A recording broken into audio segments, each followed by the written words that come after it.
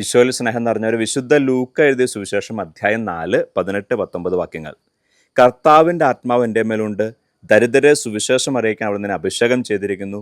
ബന്ധിതർക്ക് മോചനവും അന്ധർക്ക് കാഴ്ചയും അടിച്ചമർത്തപ്പെട്ടവർക്ക് സ്വാതന്ത്ര്യവും കർത്താവിന് സ്വീകാര്യമായ വത്സരവും പ്രഖ്യാപിക്കാൻ അവിടുന്ന് എന്നെ അയച്ചിരിക്കുന്നു.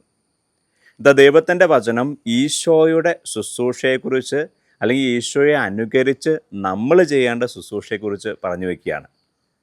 ഈശോ പറയുവാണ്, ഒന്നാമത് ഈശോ തൻ്റെ ശുശ്രൂഷയെക്കുറിച്ച് തന്നെ എന്താ പറഞ്ഞു വയ്ക്കുക?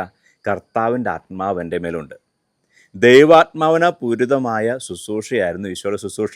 അതുകൊണ്ടാണ് ഈശോ പറഞ്ഞ ഓരോ വാക്കിനെക്കുറിച്ചും ചെയ്ത ഓരോ പ്രവൃത്തിയെക്കുറിച്ചും ഈശോ പറയുക, ഇത് പിതാവിൻ്റെ ഇഷ്ടമാണ്, പിതാവിൻ്റെ ഇഷ്ടമാണ് ഞാൻ നിറവേറ്റുന്നത്.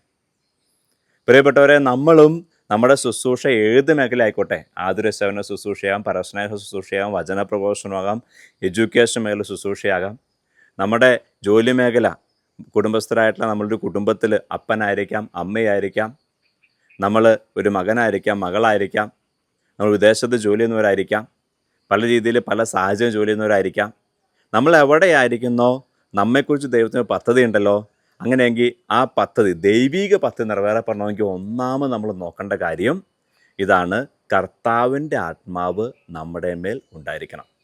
കുമ്പസാരത്തിലൂടെ, വിശുദ്ധ കുർബാനസ്വീകരണത്തിലൂടെ, നമ്മുടെ വ്യക്തിപരമായ പ്രാർത്ഥനയുടെ ഈ ആത്മാവിൻ്റെ ചൈതന്യത്തെ എത്രത്തോളം ശക്തിപ്പെടുത്തുന്നോ അത്രത്തോളം ദൈവഹിതം നമ്മിൽ നിറവേറും. ഒന്നാമത് കർത്താവിൻ്റെ ആത്മാവ്, ദൈവത്തിൻ്റെ ആത്മാവുണ്ട്. അങ്ങനെ ദൈവത്തിൻ്റെ ആത്മാവുള്ള ഒരു വ്യക്തിയുടെ ശുശ്രൂഷ പ്രത്യേകിച്ച് എങ്ങനെയായിരിക്കും? അടുത്ത വാക്യങ്ങൾ പറയാണ്, ദരിദ്രരെ സുവിശേഷം അറിയിക്കാൻ അവിടെ നിന്ന് അഭിഷേകം ചെയ്തിരിക്കുന്നു.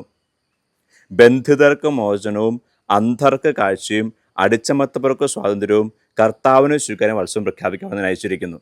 അപ്പോൾ കർത്താവിൻ്റെ ആത്മാവുള്ളൊരു വ്യക്തിയുടെ സ്വഭാവത്തിൻ്റെ, പ്രവൃത്തിയുടെ, ശുശ്രൂഷയുടെ പ്രത്യേകതകൾ ഇതൊക്കെയായിരിക്കും. ബന്ധിതർക്ക് മോചനം നൽകുന്നതായിരിക്കും, അടിച്ചമർത്തവർക്ക് സ്വാതന്ത്ര്യം നൽകുന്നതായിരിക്കും, ദരിദ്രർക്ക്, ആത്മാവ് ദരിദ്രർക്ക്, ഭൗതിക ദരിദ്രർക്ക് സുവിശേഷം, നല്ല വാർത്ത, രക്ഷയുടെ വാർത്ത കൊടുക്കുന്നവളായിരിക്കും.